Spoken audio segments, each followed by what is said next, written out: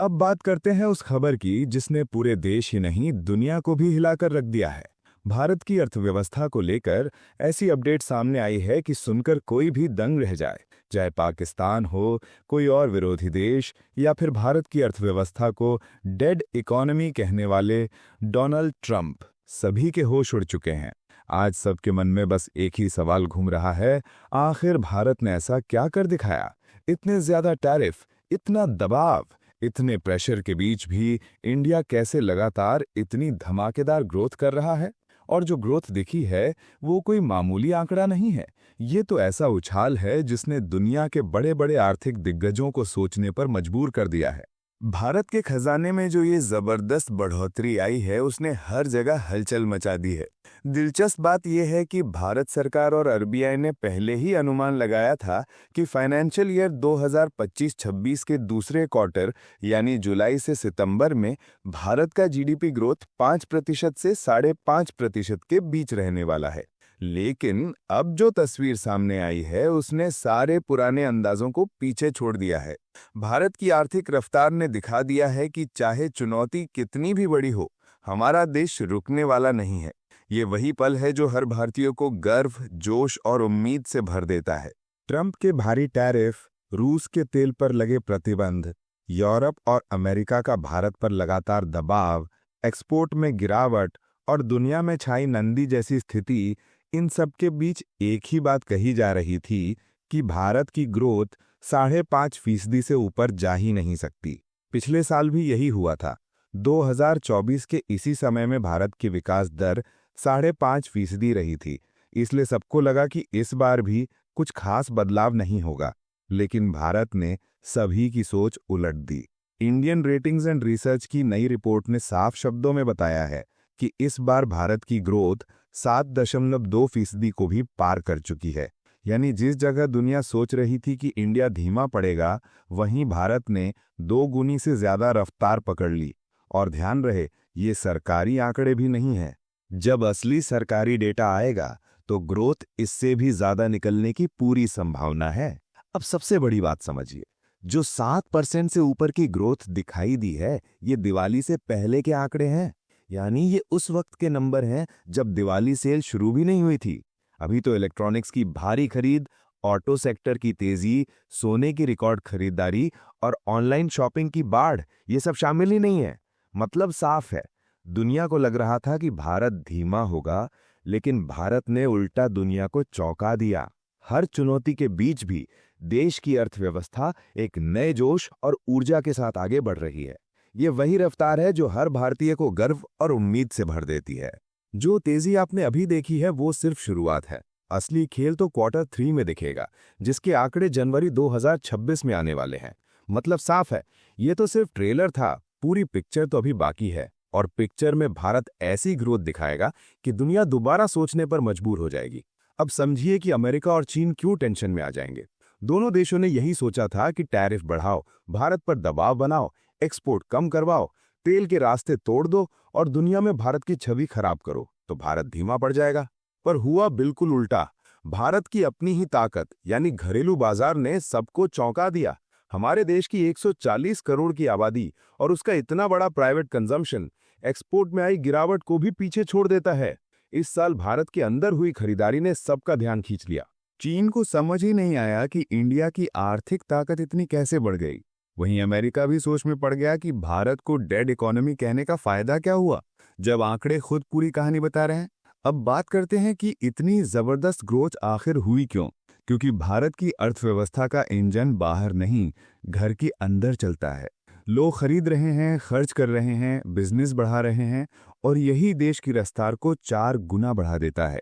यानी आने वाले समय में जो आंकड़े आएंगे वो और भी दमदार होने वाले हैं।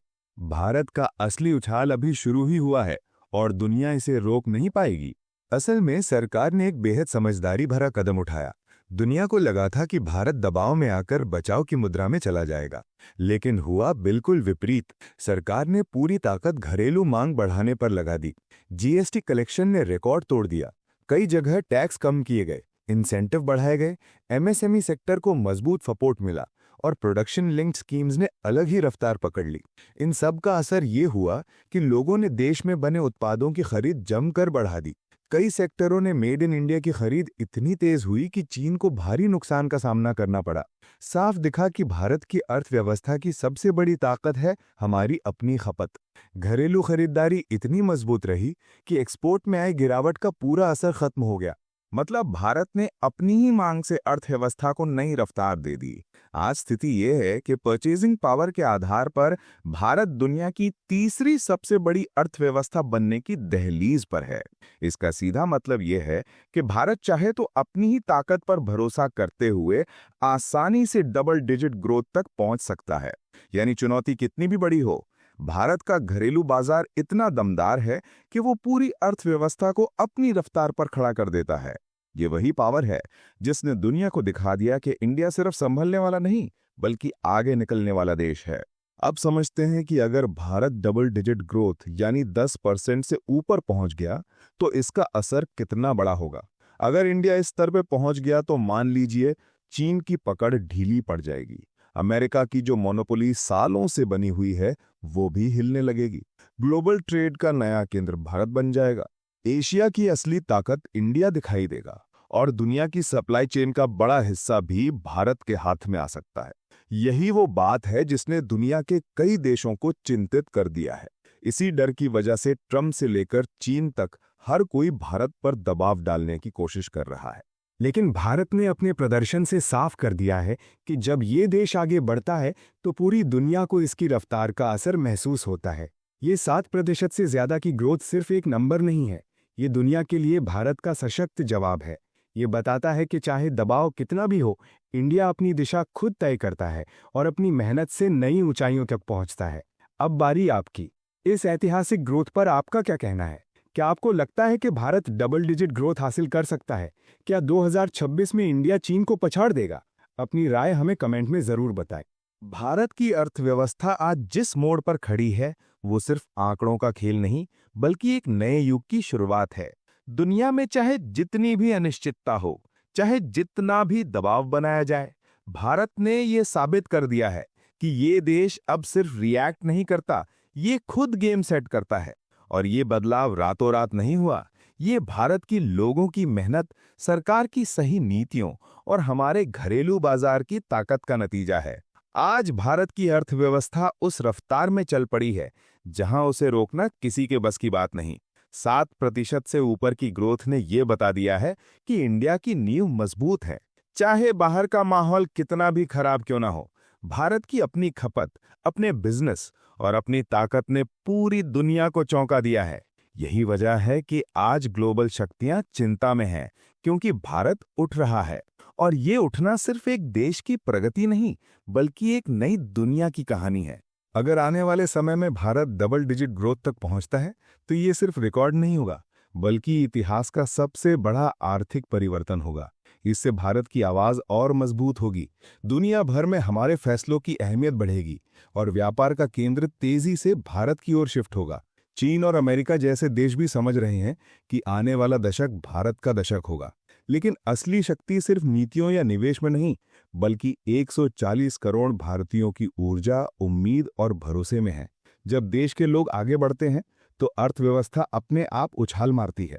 यही वजह है कि भारत का भविष्य सुरक्षित भी है और उज्जवल भी। तो आज का समय गर्व करने का है, लेकिन साथ ही ये याद रखने का भी है कि ये सिर्फ शुरुआत है। असली मंजिल तो अभी आगे है। भारत अब रुकने वाला नहीं, भारत अब दुनिया को दिशा देने वाला देश बन रहा है। आप क्या सोचते हैं? क्या भारत आने वाले वर्षों में दुनिया की सबसे तेज और सबसे मजबूत अर्थव्यवस्था बन सकता है? अपनी राय हमें जरूर बताएं।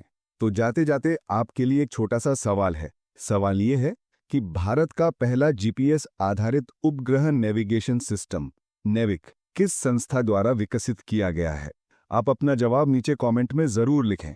और हाँ, सही जवाब देने वाले कमेंट को मैं हार्ट दूंगा। दोस्तों, अगर आपको ये वीडियो जानकारीपूर्ण लगा हो तो एक पल निकालकर इसको लाइक जरूर कीजिएगा। और अगर आप हमारे चैनल पर नए हैं तो जल्दी से सब्सक्राइब बटन दबा लीजिए ताकि आगे आने वाली बड़ी और खास खबरें आप तक सबसे पहले पहुंच सकें। आपका हर लाइक और सब्सक्राइब हमें आगे बढ़ने की ताकत देता है। हम फिर मिलेंगे एक नई और बड़ी खबर के साथ। धन्यवाद।